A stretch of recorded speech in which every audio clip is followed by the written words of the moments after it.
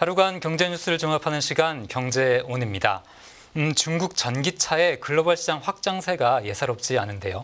관련 소식 홍 기자의 뉴스포인트에서 바로 알아보겠습니다.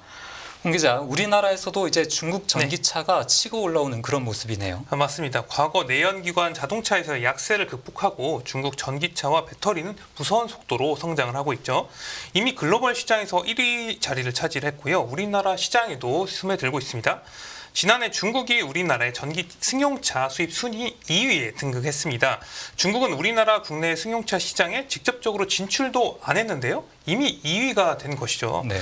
지난해 우리나라의 전기차 수입액을 보면 약 22억 9천만 달러였는데요. 이 중 독일이 9억 6천만 달러로 1등이었고요. 중국이 5억 8천만 달러, 미국이 5억 4천만 달러 순이었습니다. 네, 우리나라에 이렇게 공식적으로 진출도 하지 않은 중국 전기차가 어떻게 2위까지 좀 올라온 거죠? 이 미국 전기차 업체 테슬라가 중국에서 제작해 가격을 낮춘 모델 Y, 즉 이제 중국산 테슬라 수입이 급증한 데 따른 것인데요.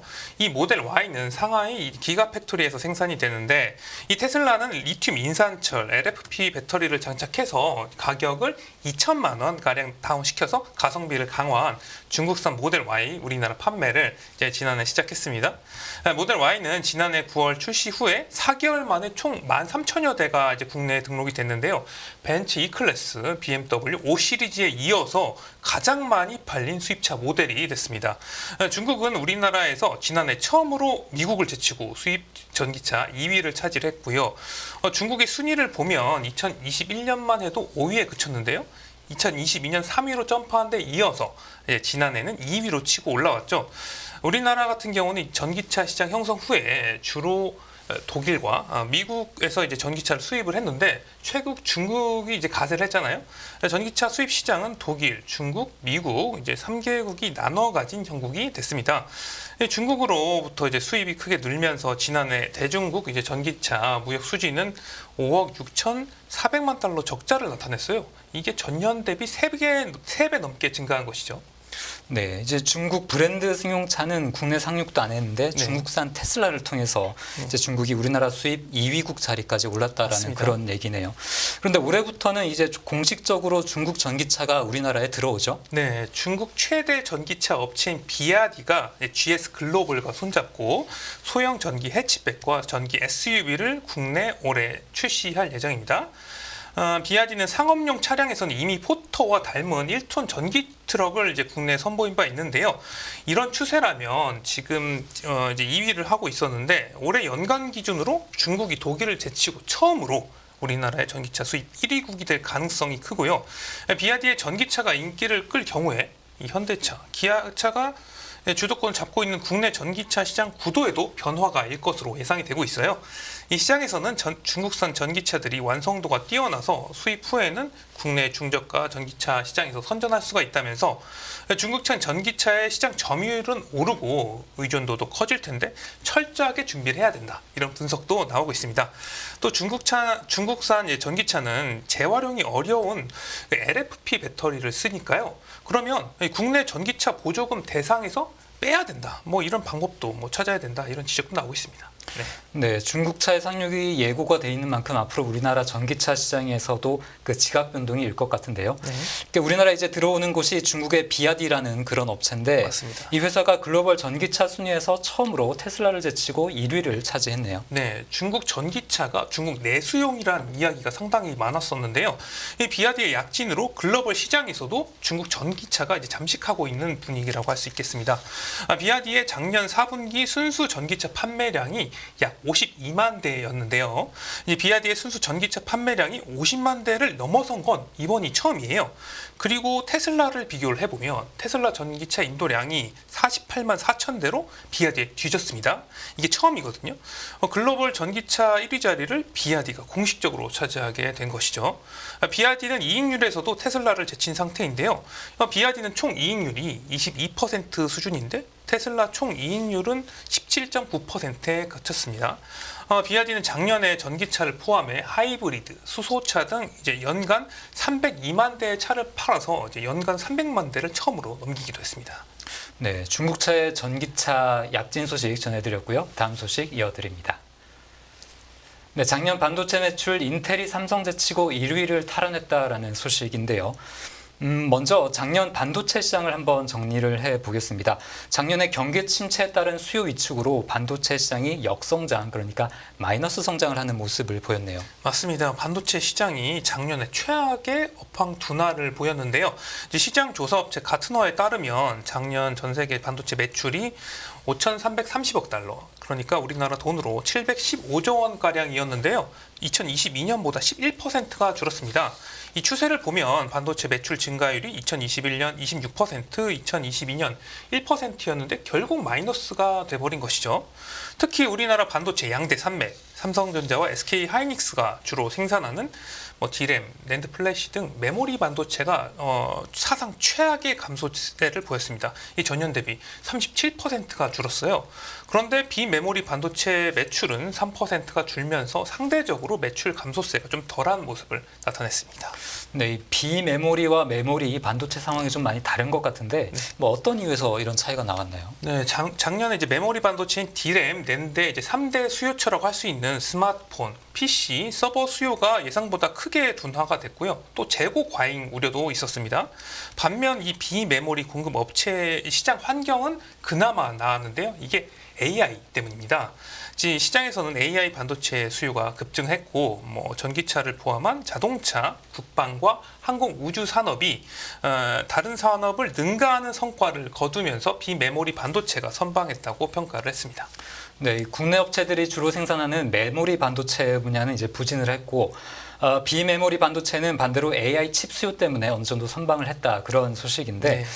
이렇게 메모리와 비메모리 반도체 상황 차이가 좀 크다면 업체별로 글로벌 순위도 좀 바뀌었을 것 같습니다. 네, 맞습니다. 이 메모리 이제 반도체는 사실상 메모리 우리나라 반도체 기업 그 자체라고 볼 수가 있겠습니다. 그래서 메모리 업황 둔화에 SK 하이닉스하고 삼성전자가 직접적인 타격을 입었고요. 인텔이 2년 만에 반도체 매출에서 삼성전자를 제치고 1위를 탈환하는 모습을 나타냈습니다. 작년 인텔 매출은 전년보다 16% 감소했는데요. 이 삼성전자 매출은 37%가 줄었어요. 역전될 수밖에 없는 것이죠. 이어서 퀄컴이 290억 달러로 3위를 유지했고 브로드컴이 6위에서 4위로 엔비디아가 12위에서 5위로 급상승하는 모습을 나타냈는데 네. 특히 엔비디아 같은 경우는 AI 반도체 시장에서 이제 선도적 입지를 이제 구축을 하면서 매출이 무려 56.4% 증가했습니다. 반면 2022년 4위였던 SK 하이닉스 같은 경우는 작년 매출이 228억 달러로 전년보다 32% 줄면서 6위로 내려앉았어요. 지금 10위 내에서 30% 넘게 매출이 하락한 기업은 삼성전자하고 SK 하이닉스 뿐입니다. 그리고 이번 조사에서 반도체 위탁 생산 파운드리를 전문으로 하는 이제 세계 1위 업체 대만 TSMC는 제외가 됐어요. TSMC까지 포함되면 TSMC가 사실상 지난해 세계 반도체 매출 1위를 차지할 가능성도 높습니다. TSMC가 최근에 발표한 작년 연간 매출은 전년 대비 4.5% 감소한 686억 달러였고요. 네, 이제 국내 기업들이 부진한 사이 인텔이 1위를 차지했고 그 역시 AI 칩의 대명사라고 할 수 있는 엔비디아도 눈에 띄게 순위가 좀 급상승하는 모습을 볼 수가 있었습니다. 반도체 업황 소식 전해드렸고요. 마지막 소식 전해드립니다. 네, 예상 깨고 급등하는 달러원 환율 킹달러 다시 라는 소식인데요. 올해 들러서 달러원 환율이 급등을 하고 있습니다. 그래서 시장 참가자들의 관심도 커지고 있는데 무엇보다 환율이 지금 왜 이렇게 오르는지 그 이유가 좀 궁금합니다. 네, 지난해만 해도 지금 1,200원대까지 환율이 내려왔었거든요. 지금은 1,340원을 넘어서 오늘 1,345원까지 찍었죠. 지난달 말 1,288원과 비교하며 한 달도 안 된 기간에 40원 넘게 오른 것입니다. 이 같은 달러원 움직임은 시장 예상을 깬 것인데요. 이제 연합인포맥스가 은행과 증권사 등 금융사 이제 10곳을 대상으로 설문을 했어요. 시장 참가자들은 이제 연준에 금리 인하 기대가 지속돼서 달러원 환율이 하향 안정화될 것이다. 이렇게 예측을 했습니다. 미국 돈값이 먼저 더 싸지니까 우리나라 돈값은 상대적으로 더 비싸질 것이다. 이렇게 봤던 것인데요. 그리고 올해 1월 고점 전망치 평균이 1,318원이었는데 이를 이미 지금 1,340원대니까 뛰어넘은 것이죠. 네. 네, 이같이 환율이 뛴 이유는 이달에 이제 시장에 미국 연방준비제도의 금리 인하 기대가 되돌려지고 중동, 북한 등 이제 지정학적 위험이 이제 불거졌기 때문으로 분석이 되고 있어요.